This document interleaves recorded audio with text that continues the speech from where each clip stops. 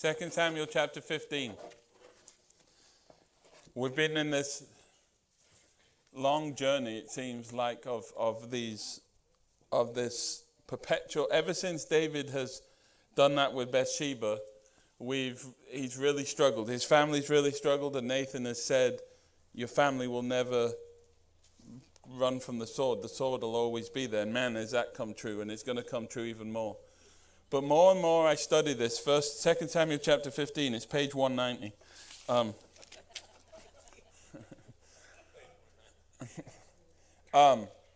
The family dynamic here, we talk about it all the time, but it keeps coming up, this inner man deal. Remember what's happened.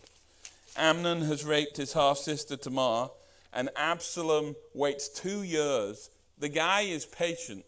The guy is dangerously patient. He's very kind of cunning. He's very strategical. Remember, Amnon rapes Tamar, and 2 years it takes Absalom to get his revenge. 2 years of turmoil, of hatred, of disappointment.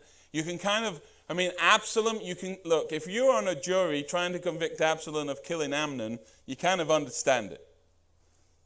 Right? I mean, it's not a massive big, how did he get there? He just raped his sister, then you can figure out that he's going to... So Absalom waits for 2 years. He kills Amnon, and then he goes on the run to his maternal grandparents' home, and he stays there for 3 years. And then he waits 2 years, remember, and he sets fire to Joab's stuff so that he can meet with David. And so that's another 2 years. So we're 5 years, 5 years past the rape. And, now we're actually 7 years, right? So the rape, he waits 2 years to kill. He's there 3 years, he waits 2 years. So we're 7 years past. And remember, we had this weird meeting at the end of last week when we were studying of Absalom being reconciled to David. Now, the only way to really understand if people have been reconciled is what happens after what they kind of kiss and make up, right? So it's easy to say something, but the family dynamics in this is wild. David lost his first son, Amnon, who had raped Tamar. Absalom had killed him. He loves Absalom, but he's upset at Absalom. All of this stuff is going on. And Absalom's a weird character too, for all David's fault as a father. Remember, he said he can come back, but I don't want to see him. Remember that? He said he can come home, but he ain't seeing me. David has these moments where you're like, man, I'm not sure I read this in Parenting 101. But what David did do was have at least enough grace and mercy. You know, Absalom could have been killed, right? Absalom has murdered his brother. They could have killed Absalom. So Absalom, as a son, feels like you can hear it, right? You can almost hear it off the page. Absalom feels a certain kind of way about David. He thinks it's unfair. He thought David should do something with Amnon, and when he didn't, Absalom decided to, right? There's all this emotion involved, and there's all this family drama, and David has problems with Absalom, and Absalom looks at David and says, man, I'm hurt, I'm offended. I mean, you can kind of see why he's hurt when the dad says you can come home, but I don't want to see you. It's not exactly the perfect family, is it? And this all started because sin just perpetuates and perpetuates and perpetuates. And that's the problem with sin. When you're in a man messed up, it messes up other people's, right? And so Absalom waits more years, and he's got this plan. And here's the biggest problem with your own plan. We all sometimes try to manipulate situations or have our own plan or desire something that we don't have or want to do something or think we need to step in. We all have to watch jumping in when it's not our turn to jump in, right? The biggest problem that Israel had with Moses was when they rejected Moses. They were rejecting God because Moses was doing as God had told him. He tells them that. Moses tells them that. You're not coming at me. You're coming at God. I'm telling you what God's saying. You're rebelling against it. You're not rebelling against me. This wasn't Moses' plan. Moses was uncomfortable in the plan too. Like, when do we leave? Well, when the fire and Moses didn't have all the answers. He just knew day by day what God was telling him. The people rejected it. They didn't like it. Why have you brought us here? We want to go back to Egypt. That sounds like a good idea. Okay, so now here's the thing. God, way back in the story where we started, who knows when we started this study? God told them point blank, you don't want a king. Right? And he said, if you have a king, these are the things you can expect.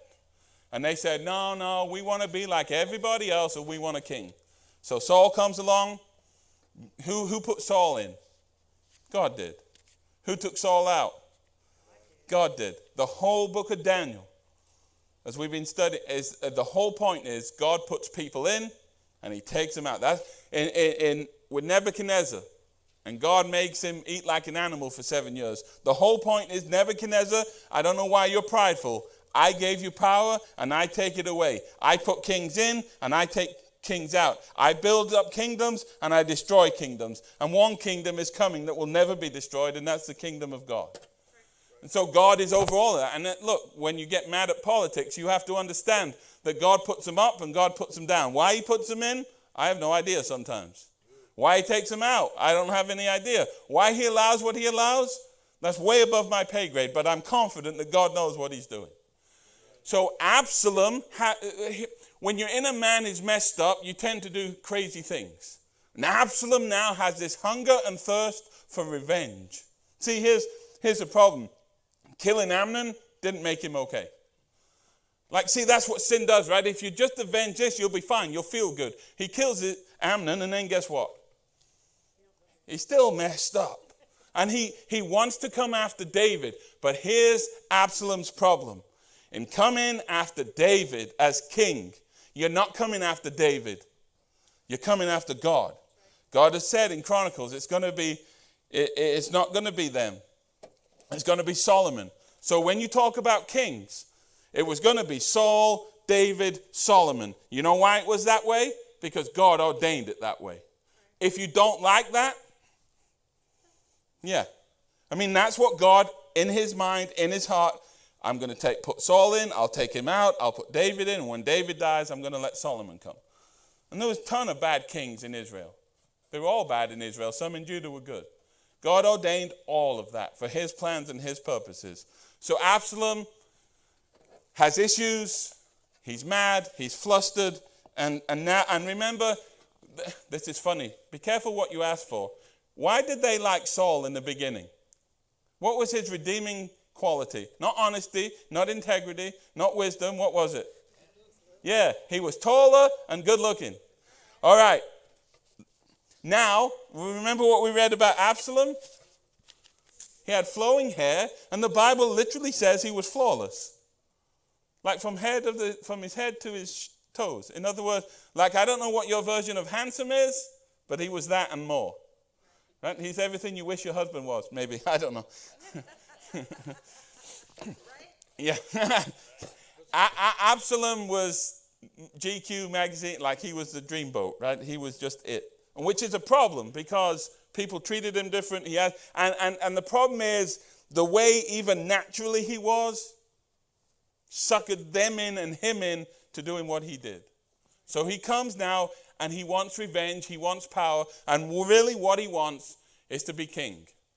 Well, you can try and be king, but listen, you should never ever chase a calling that God hasn't given you. Like, you start chasing a calling for whatever reason, for the money, for the fame, for whatever reason, because you think whoever's called there isn't doing it good enough. You see, that's the problem. You can see someone called to a job and you might think, I can do it what? But God gets to choose the calling. You don't. And if you take someone else's calling, guess what? It's not going to work. Nobody's going to be happy. So look what happens. Absalom, now in Jerusalem, chariots weren't much use because of the rugged landscape. Psalm 20 tells us that some trust in chariots and horses, but we trust in the name of the Lord our God. Earthly wisdom is the more stuff you have, the stronger you are. The more chariots, the more horses. Remember what God told them? Kings cannot multiply horses or women?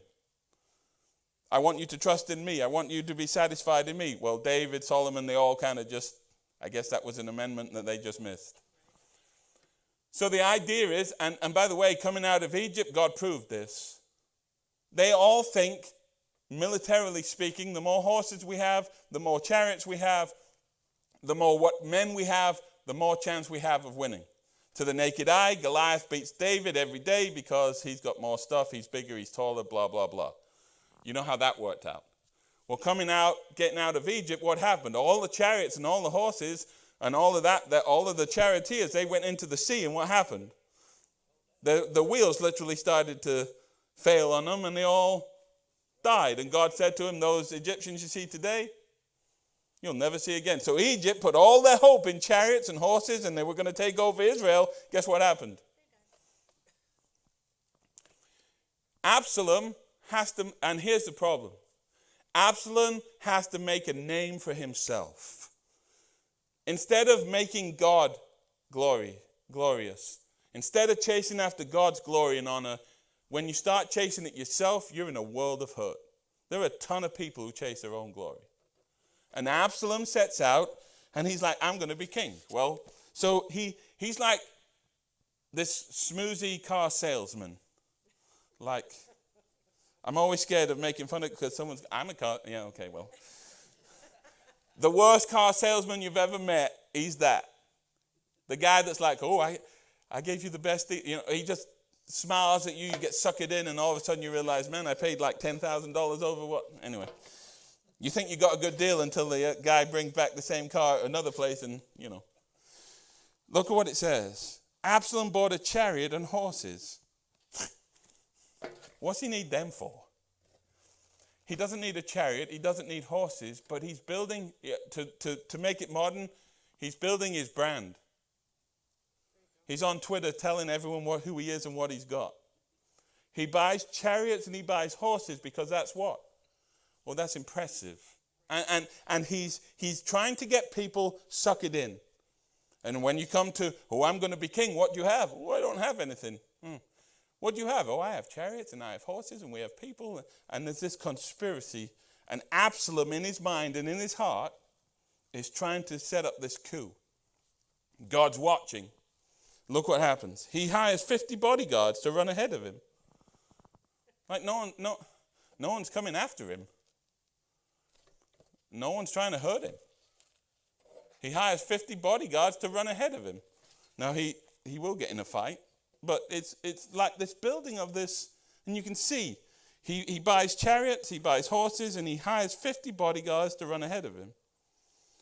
And here we go. He got up early every morning. He had an agenda, he had a mindset, he had a purpose, he had a plan, something that he believed in, something that he thought would work, something that would cure all his evils, right? He gets up every morning. Does it say to pray? No. He gets up every morning and goes to the city gate, and people brought a case. So whenever you want someone's job, what you have to do, it's politics 101, you have to show what they're lacking, and just by chance and coincidence, everything they're lacking, I have. Right? That's where they're deficient in. We're not. We can fix your problems. Absalom is going to do everything he can to destroy the character and the name of his father.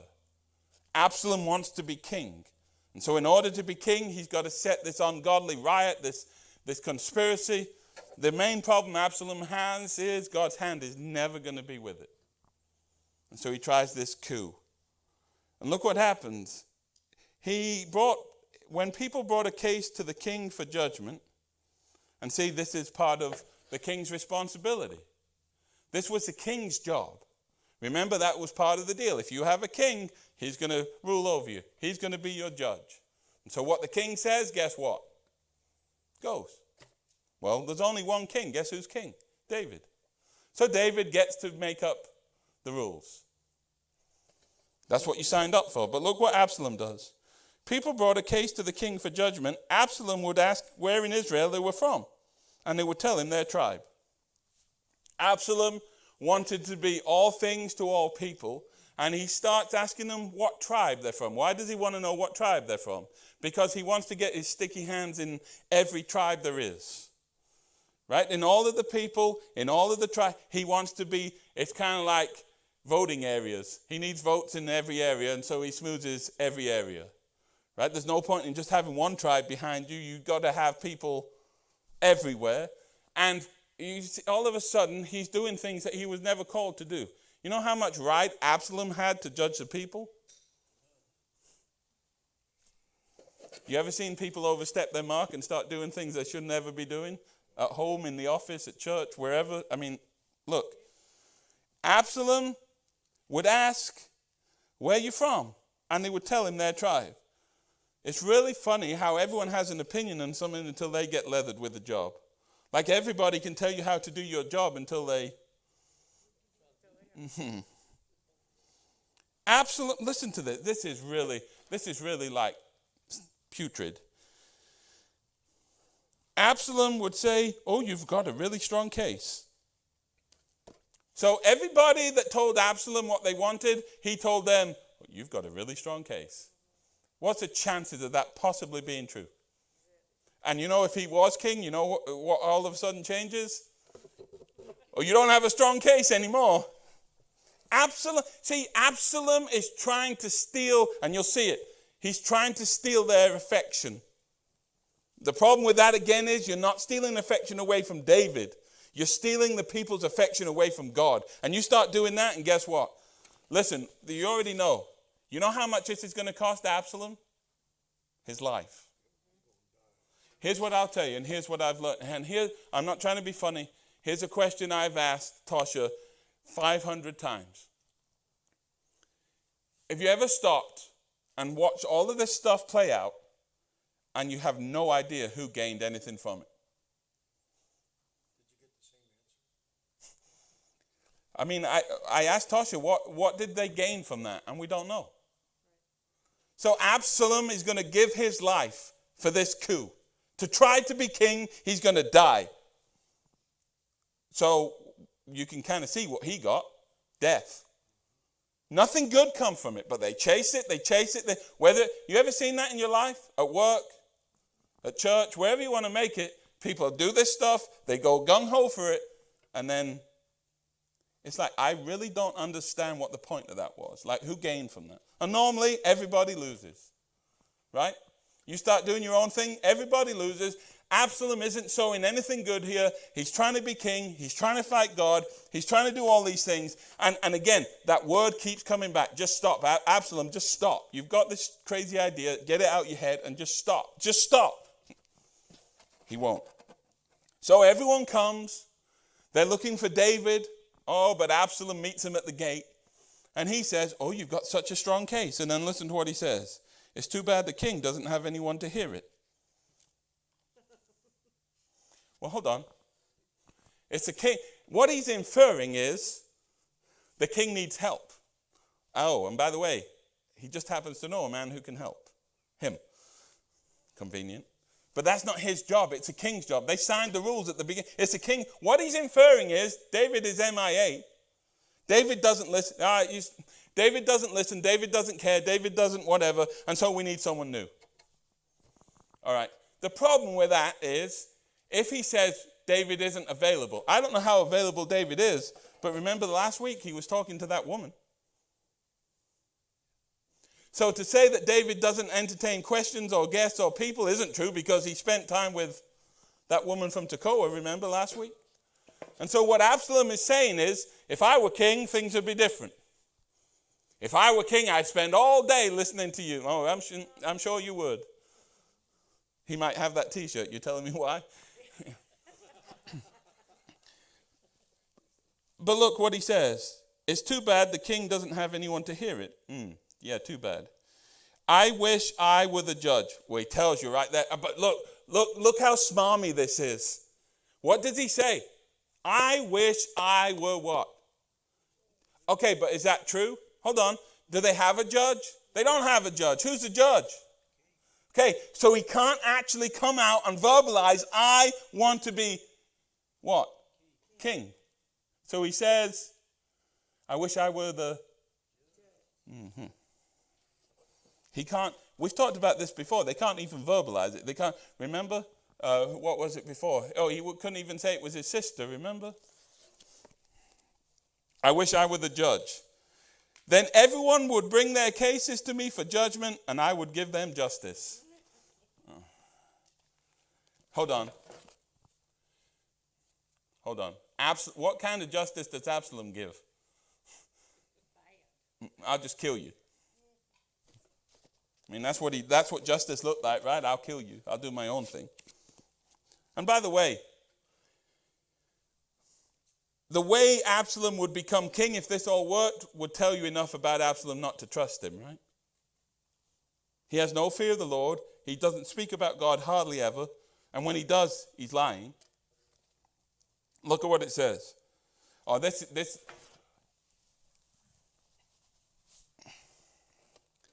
When people tried to bow before him, see, it's already working. He already knows. When people start to bow before you, they're already telling you what? You've got me. But he has to, I bet his inside was delighted. I bet his inside was like, woo, got another. But the problem is, it's not the time to what?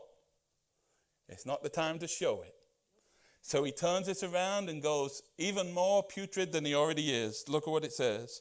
People tried to bow before him. Absalom wouldn't let them. I'm too holy for that. Mm-hmm. Instead, listen to this. He took them by the hand and kissed them. Mm-hmm. So he's got them where he wants them. People are bowing to him. He's like, oh, no, get up. And kisses them on the hand. And all the women like, ooh, that guy's cute. And it's trouble. And this guy is smarmy as smarmy can be. He kisses their hand. Absalom did this with everyone who came to the king for judgment. So he's already trying to step in. They're coming to David, and he's like, well, David's not around. Well, hold on, you're meeting them at the gate. You're not even giving David a chance to meet them. And so here it is. What does it say next? Here it is. Here's the problem. Here it is. What does it say? He stole the heart of what? Okay, why is that so bad? Think about how bad that is. How bad that is. Absalom stole the hearts of the people of Israel. Hold on. Who are they meant to follow? Whose heart are they meant to care about? Mm-hmm. You should have one what? One God, one love. No competition. He stole, in other words, more than David, more than God, more than anybody, they started to give their heart, their attention, their affection to Absalom. Whatever you give your heart, here's your problem. Think about in your life. Why is it so hard to give someone your heart? Because when you give them your heart, how vulnerable are you? That is why you struggle to treat your family or people who you've given your heart to the same you would to Joe Schmo. Because Joe Schmo who doesn't get my heart, I can be hard on them. But when someone gets your heart, try and be strict. It's harder, right? If I love you, if I've given you my heart, if you've got me, now I'm got. And Absalom is winning the hearts of these people. In other words, now they're going to overlook what? They're going to overlook his craziness and they're just going to get suckered in. And God is sitting there watching his people give their heart to Absalom. That is an amazing statement. And that is what people want. Whenever people try to start something in business, wherever, they're always trying to win over people's affections so that when push comes to shove, maybe they'll be blind to what they're doing. Maybe they'll be so gung-ho that they'll just let you do it. I'm telling you, all of us, look, it's clear that our heart has to be to God and that's it, right? I mean, that's obvious. But obviously other people in some ways take a piece of our heart, like your wife, your children, husband, whatever, right? But you've got to be really, really careful of who you give your heart to, of who you give your affection to. Because you give your affection to the wrong person, and I promise you trouble is coming. I promise. Like if you let someone, that's what con men do, right? They win your heart and then they con you. I mean, they don't start off by saying, I hope you hate me. They do everything they can to smooth you. And just at the point when they got you, guess what? Oh, I need 100,000. Yeah, I bet you do. Yeah. This is a scary situation. And before you read on, you already know that God is patient and he'll watch it for how long? For a bit. But when people come on and they're trying to steal the hearts, guess what? God's going to do something. When people play the fool in church, it's coming back. This game is rampant in churches everywhere. People play this. They tried to do all this stuff. It always comes back. There's nothing good comes from it. But look, it's crazy. He stole the hearts of all the people. And after 4 years, so he waits 4 years. He's very, very strategic. He's very patient. He's very good at like, ooh, I'm going to get you, but not today. He's brilliant in that way. I mean, if that's the thing. Let me go. Then he says, and listen. Half of giving your heart away is you see red flags, you understand it's kind of wrong or doesn't make sense, and yet you what? Do it anyway. Yeah, you let them do it anyway, or you just kind of pass over it. When people are making up stories, most of the time it's obvious. Right? I'll give you it's kind of funny, but this is how long did it take any of you all to figure out that I sweat, that I was loud, and I preached a long time? I mean, how many sermons did that take for you to be like, he sweats, he's loud, and he's a bit long? Okay, one. Thank you. I was looking for at least 2, maybe. All right? And this legitimately happens. So when people leave or whatever, right, they have their reasons. Oh, it doesn't matter where or who, whatever. I left because he was loud. Okay. After a year and a half, you realized I was loud. Come on, that can't be the reason. We've been good for a year and a bit. We've been fine. Now I didn't get loud. Well, I might get louder, but I've always been loud. What I'm getting at is, how can that be true? How after the only person that can get away with that is Donnie with no head. Like, he couldn't hear me and maybe now he's figured out I'm loud, right? Other than that, how do you sit there and say, oh, you're loud? Well, the reason I say Absalom does the same thing. Hebron is this really important place. It's where Abraham was from. It's where David was made king of Judah. Hebron is this really special place. And it was the holy place. It was the place until Jerusalem took it over. So Hebron is a place that Absalom wants to go to promote his agenda. Hebron is this strategic place. Like this place where he can get his hands in the mix. And so he wants to go to Hebron. Well, if you want to go to Hebron, you've got to make a what? You've got to make an excuse to go to Hebron. Well, look at look, when you're trying to deceive people, when you're going against the Lord, most people are not good enough at lying to make it make sense. Look at what he says. How many years later are we talking? How many years does it say? 4 years. Okay, so catch this, 4 years. Look at what he says. Let me go to Hebron to offer what? A sacrifice to the Lord and fulfill a vow I made to him. Hold on. So you've been back all of these years, and now you have to go and fulfill your vow. A, you can fulfill your vow in Jerusalem, and B, all of a sudden, do you see what I'm saying? Like he's had all these years, never bothered, never asked, never cared, and all of a sudden, after all these years, oh man, you see, this is what people do. They wrap it up in piousness. It seems holy. It seems righteous. Because if as king you say no, what are they going to say? Oh, I can't believe the kind of king that wouldn't let me go and fulfill my vow. How dare it? They're going to spin this garbage. And look, it's obvious. Like, why? I mean, if you're a father or a mother and your kid says, hey, I made a promise, I want to go and do it. When did you make the promise? Oh, years ago. Well, why haven't you done it?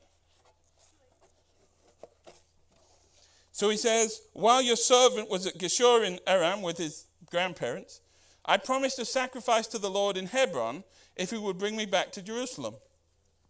Well, that's weird. Why would you do it at Hebron? So he's just making up stories. And if you're not affiliated with him, you can see it right off. You can see it. Like, this doesn't make any sense. It's just an excuse. It's just a ruse. And I don't understand why. But David just says, okay. I don't think David is tricked. I don't think David's fooled. He just says to Absalom, go ahead.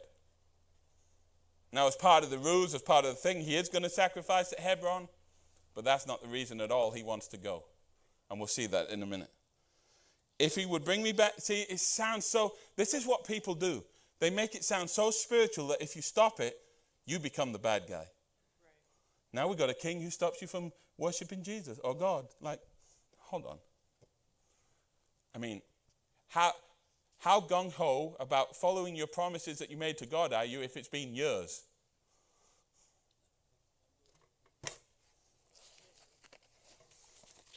It's like if your kids had a messy room for 5 years and all of a sudden it's clean, there's an agenda somewhere. Like, I mean, right? If for 5 years they've never cleaned their room and you get home and it's spotless, you have to get to the act like, why did you do, oh, I just love you so much. Oh, okay. There's a lie, so like they're saying that like the last 5 years are not matching up to this moment. What gives?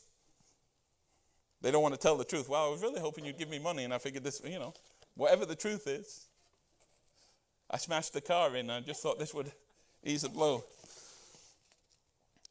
Go and fulfill your vow. I don't know why David does that. He doesn't have a relationship with Absalom. Maybe he's glad he goes. I don't know. So Absalom goes to Hebron, this really important place. Again, it's where David became king of Judah for 7 years. It used to be what Jerusalem is now, and it's where Abraham was. It's this cherished, special place. But, okay, hold on. In the New Living, at least, it says, so Absalom went to Hebron. And what's the very next word in verse 10? I keep telling you about that word, right? That's almost like saying, Karen said she would do this. But, it's like, uh-oh. That but, you already know where this is going, right? Look at what it says. But while he was there, here's the real, now the real reason comes out. While he was there, he sent secret messengers to all the tribes of Israel. Oh, all the tribes of Israel. You mean all the tribes of Israel that you were trying to infect earlier at the gate? Oh, what tribe are you from? Oh, vote for Absalom, right? Look at what it says. To stir up a rebellion against what? Here's the truth. Here's what he's doing. I want to stir up a rebellion against the king. See, that's the problem people have. Listen to me. When you can't verbalize the truth, you've got a problem. Like people who try to stir trouble wherever it is, they can't admit that. Right? They can't come in and say, I'm just trying to. I mean, if you can say that, you're really at a rough spot, actually. Like if you don't have any shame or any problem saying, I'm trying to cause trouble.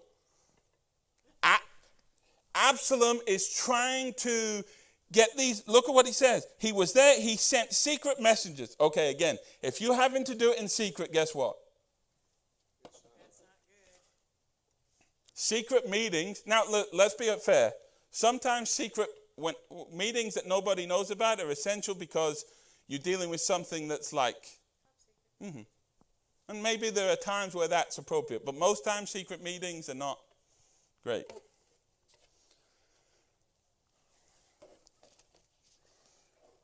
I remember at the first church where it got really difficult for a minute, and I had taken a week to kind of figure things out, and I showed up to this, I forget what it was. It was some Wednesday night thing, and these people were like really, they were really not happy I was there. And I was like, I couldn't figure it out. Well, then there was a meeting going on. there was a meeting going on that they didn't want me to know about. When I showed up and I saw the meeting, then their secret meeting was done. So, like, secret meetings are never normally great, right? So look what happens. Look at what it says.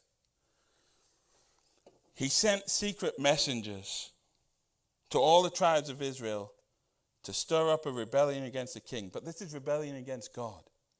As soon as you hear the ram's horn, his message read, Absalom has been crowned king in Hebron. On whose authority is he going to do that? And people are crazy enough to be what? I mean, how crazy do you have to be? I know he's good looking, but how crazy do you have to be for him to stand in Hebron and say, I'm king? And they're all like, woohoo, you're king. When you're looking at this, it's really easy to be objective and say these are people are crazy. But you see how we get sucked in our lives sometimes? Like wolves that are dressed as sheep, and people who are good looking, or people who have got our heart, or people who have smoothed us, or people, some people are really, really good at flattery, right? Some people, man, some people are really charming. I've never really been accused of that, but some people are. But look at what it says. Hey, when you hear the sound, it means I've been crowned king in Hebron. And look at how bad this is. And this is what's really rough. Innocent people sometimes get what? He takes 200 men from Jerusalem with him as guests. And you would think, man, 200 men, what are you doing? But look at what does the Bible say about them? What does it say next? They didn't know. He said, hey buddy, you want to go on a trip? All expenses paid. And they were like, oh, awesome. And 200 of them got sucked in without even or knowing. How mad would you be if you found out you were part of a ruse that you didn't even know about? See, now, here's the problem with that. If you're those 200, here's the problem. If you're part of that 200, who are you coming to? Who does it look like you're fighting against? God. And, when David says, did you know? And they say, we didn't know. That's kind of hard to believe, right? But that's what the Bible makes it clear that these people did not know. They got. So 200 men from Jerusalem with him as guests, but they knew nothing of his intentions. While Absalom was offering the sacrifices, here we go. He was offering the sacrifices because that's part of the rules. That's what he said, right? I'm going to Hebron to offer sacrifices. So now he's got to... Oh, hold on. Do you catch that picture, by the way? Hold on. Catch that picture. How much did those sacrifices mean to God at that moment? That is... See, when you lose a fear of the Lord, you lose all sense of reality. Imagine being like so rebellious against God and coming in here and putting your hands in the air and acting like, you see, or he's offering sacrifices whilst in 100% rebellion to God. I mean, this couldn't be any worse a situation. And God must look down and think, you know what God thinks about that sacrifice? And that's remember what David said, obedience is better than sacrifice. And Saul's like, I killed the animals. He's like, no, you didn't. And then the sheep start to. And David teaches, he gets taught, Saul gets taught, obedience is better than sacrifice. You can't just go through the motions. You can't just it's your heart that matters. And deep down inside, Absalom is so far gone, and he's offering sacrifices. And he thinks he's good. And why are you offering sacrifices? It's not to worship the Lord. You know what it's to do? To keep the rules. And then look what it says. He took 200 men from Jerusalem with him as guests, but they knew nothing of his intentions. While Absalom was offering the sacrifice, he sent for Ahithophel, one of David's counselors, who lived in Shiloh. Soon many others also joined Absalom. And what does it say? And the conspiracy gained momentum. So now, and we think this Ahithophel is Bathsheba's granddad. He was an advisor. He was an advisor to David. But if that's true, if that's Bathsheba's granddad, you can kind of see why he doesn't mind turning on David. He was an advisor to David, and now he turns. And it says, while Absalom was offering, he sent for Ahithophel, one of David's counselors who lived in, and soon many others joined Absalom, and the conspiracy gained momentum. And so all of a sudden, he's getting people, this conspiracy, and they think what? He's getting people, he's got horses, he's got chariots, he's getting people to switch over, he's getting all this gain, and he thinks it's going to take. He thinks he's going to win. But not so fast. And then this is wild, and I'm thankful I studied more than I did, because I was about to get this really wrong. Look at verse 11. A messenger soon arrived in Jerusalem to tell David, and by the way, messages sometimes have to be what?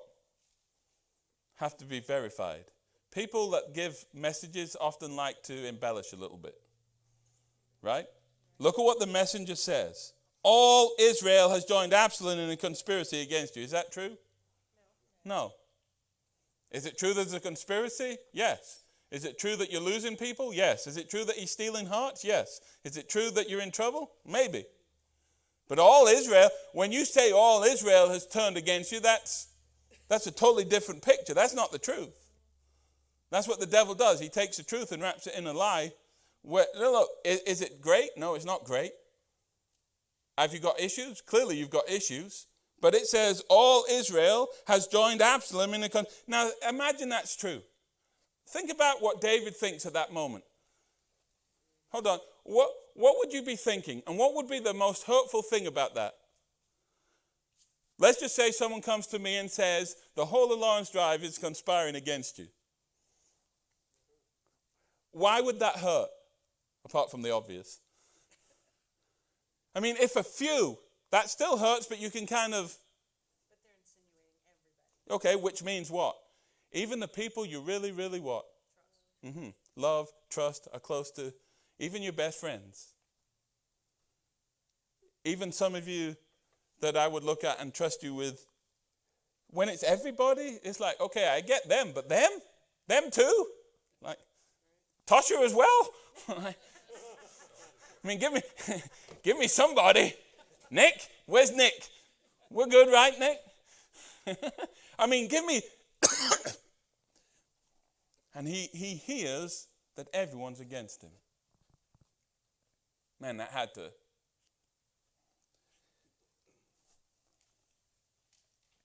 And then this next phrase really kind of jarred me a minute. Then we must what? Flee at once, or it will be too late. David urged his men, hurry. If we get out of the city before Absalom arrives, both we and the city of Jerusalem will be spared from disaster. When I first read that, when I first thought about that, when I first studied that, I was like, what are you doing? Like, why don't you stay? Why don't you stand? Where's David that fought Goliath? Where's this leader? Where's this man of faith? Where's this man of strength? And I was going to come up here and kind of say he shouldn't do that. But then, thank goodness, I kept studying and I read. And I love this. This is one of my favorite pieces of... But, so it looks like David, like, what are you doing? But look at what he says. If we get out of the city before Absalom arrives, we and the city of Jerusalem will be spared from disaster. So, for himself, the smart thing to do is get out, because if you get locked in, then... But he's not just thinking about, who's he really thinking about too? He's thinking about all the other people. If he stays in Jerusalem and Absalom comes with his boys, what's going to happen? It's almost like if someone wants to come after me in church, if I stay here to prove a point and someone comes after me, it's going to get all you involved in it.